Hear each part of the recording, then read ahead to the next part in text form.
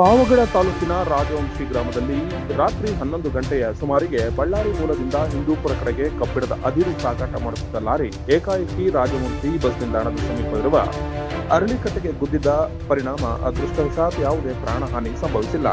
ಅರಳಿಕಟ್ಟೆಯ ಪಕ್ಕದಲ್ಲಿ ರಾಜವಂಶಿ ಗ್ರಾಮ ಪಂಚಾಯಿತಿ ಕಚೇರಿ ಇದ್ದು ವೇಗ ಮಿತಿಯಲ್ಲಿ ಇದರಿಂದ ಕಟ್ಟಡಕ್ಕೆ ಯಾವುದೇ ಹಾನಿಯಾಗಿಲ್ಲ. ಸ್ಥಳಕ್ಕೆ ಪಾವಗಡ ಪೊಲೀಸ್ ಠಾಣೆಯ ಇನ್ಸ್ಪೆಕ್ಟರ್ ಸುರೇಶ್ ಭೇಟಿ ಕೊಟ್ಟು ಪರಿಶೀಲನೆ ಮಾಡಿದ್ದಾರೆ.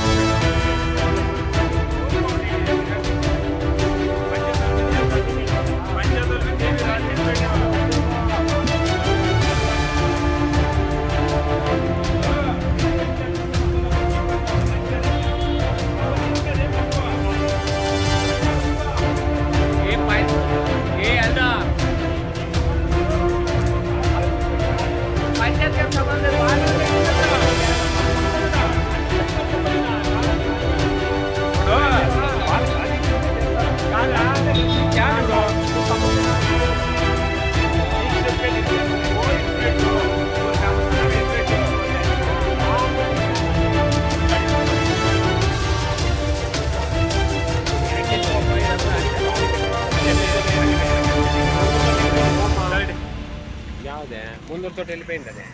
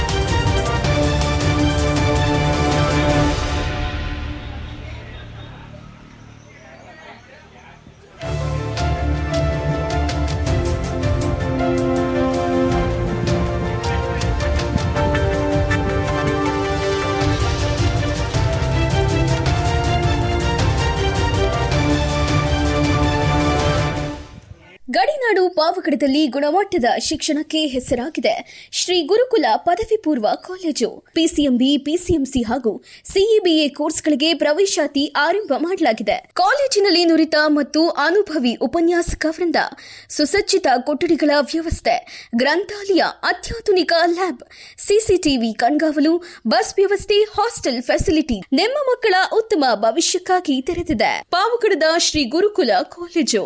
ಸಂಪರ್ಕಿಸಬೇಕಾದ ದೂರವಾಣಿ ಸಂಖ್ಯೆ 9448024739. ಚಾಲುಕ್ಯ ನ್ಯೂಸ್, ಜನರಿಗೋಸ್ಕರ.